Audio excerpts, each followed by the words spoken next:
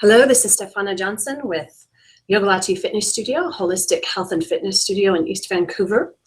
I am the author of Peace That Doesn't Come in a Pill, and wanted to take some time to talk about the book in a more expanded way. The book is something that I think is a great tool for anyone, so expanding on it gives me great pleasure, and I've gotten more and more questions and comments, which is very encouraging. So Peace Doesn't Come in a Pill came about because I think we're getting into a situation or a culture where we're looking for that instant gratification. I think we all have that experience or understand that. I myself would love to have that instant, quick, one shot, everything's magically perfect, whether it's in a relationship or whether it's in parenting or whether it's in our health and our weight loss or you name it, right?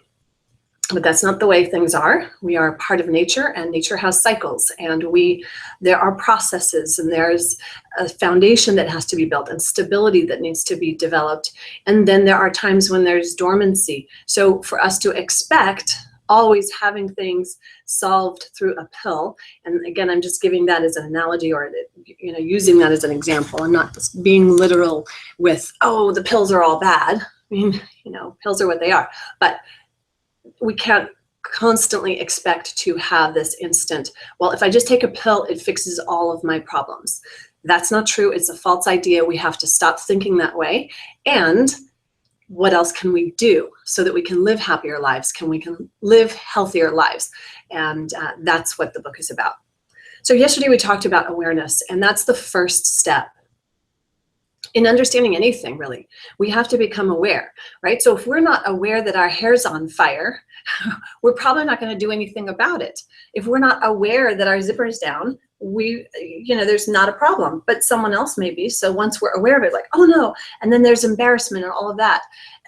That's all the concepts around awareness. There's so many variances of awareness. But the fact of the matter is, when we become or give up our sense of personal responsibility and personal integrity around what's important to us, what our values are, what our goals are, what our dreams are, and we give them up to someone else, something else, we lose our controls. We essentially have given up the controls of our body, our mind, our life.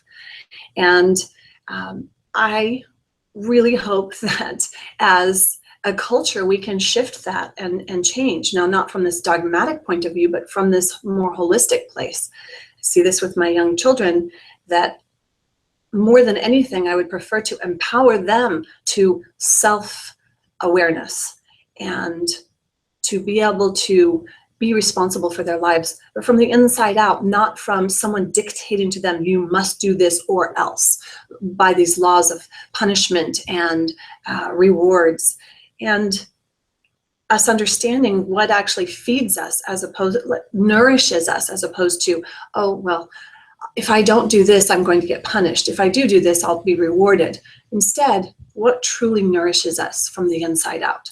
So today's specific piece is on the next step after awareness, and that's imagination. To imagine is one of our greatest abilities, and it's creation. We are creators. We're not spectators. We're not meant to be spectators in life, but our culture has bred this in us now to be spectators, even though it seems like, oh, we're participating in the video game, or we're participating as this, but we're not. We've become spectators, and we've kind of become the folks that, sheep. We've become sheep. And I don't think that that's really the best way for humanity to go. And I think that we can each do our part to take back responsibility, and whatever your beliefs are, that we can make a difference wherever we are. And for imagining, this is one of our greatest gifts, especially when you find yourself in a situation or circumstance that's not optimum. I believe that everything happens twice. First in the mind, and then in reality. So we really have to get control of our thoughts. And this has been for time immemorial. The great thinkers have always talked about this and brought this up, that we are what we think about. We bring about what we think about. And in knowing that and seeing that for ourselves, we can understand that we have to take back control of those thoughts and those thought patternings and use discipline. And sometimes it may be very, very difficult, especially when there's so many programs running. And when they keep running over and over and we don't know what to do to get past that, especially because it evokes emotion in us and we're emotional beings, and then we respond to those emotions thought-wise and start making this mean something and mean more and more of what it doesn't actually mean, right? So going back to that awareness piece, let's step back and look at how can we become more aware of what we're thinking about, and are these thoughts what I choose or would want to be thinking about in order to create and to imagine into my future, imagine into my world what I choose, what I desire for my health, my body, my relationships, my success, my family, etc., in all areas. And while that may seem like a lot of work, what's the alternative? Okay, what's the alternative? I'd rather do some of this work. And yes, it is hard. And sometimes it just feels so heavy and oppressive to even do the work of the simple steps of, okay, let's take a breath and get present and come back to this space. So I'll talk more about that in when I teach you the Pilot Your Way method. But for now, let's really get clear on the fact that you are a creator.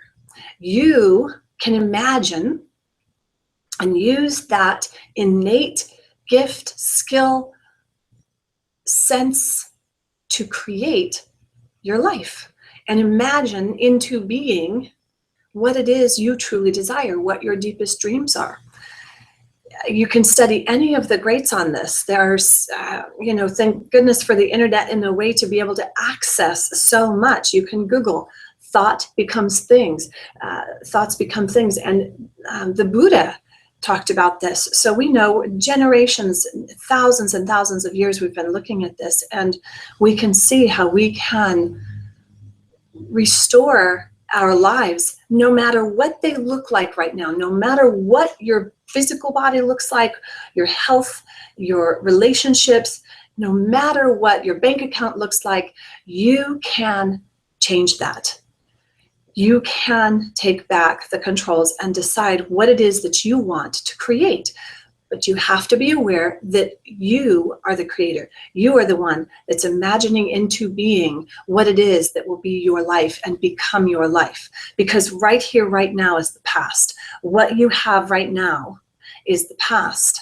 It is what you have thought into being and has come about.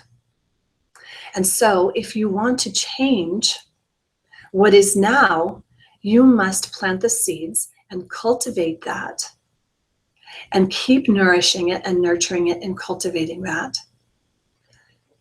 Even when it's difficult, even when the reality that is only, again, thought and then reality.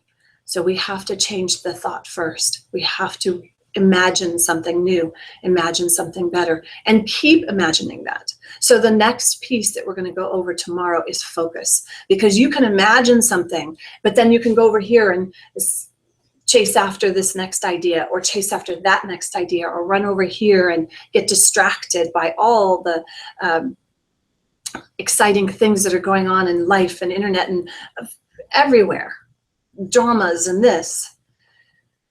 Or you can focus.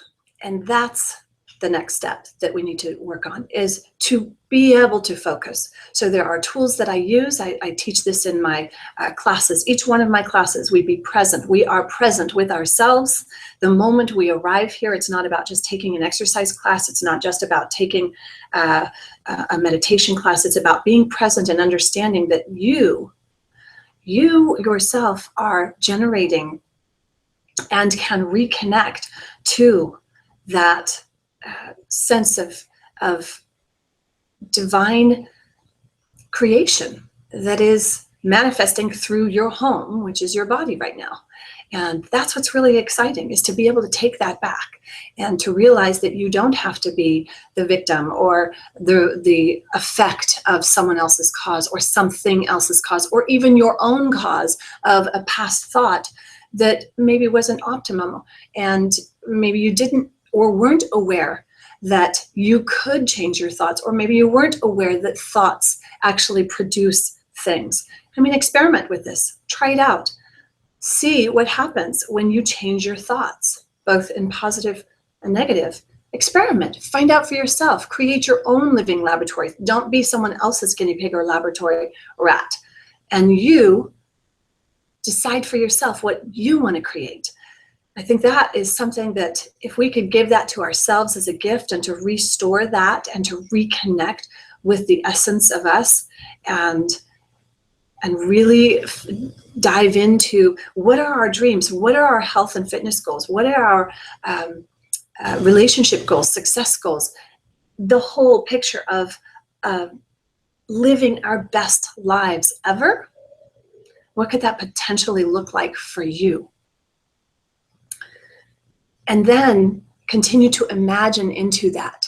Imagine how it feels. Imagine the smells. Imagine the sounds you hear. Imagine what people are saying. Imagine how you are feeling and what you're wearing and what your body feels like. Imagine.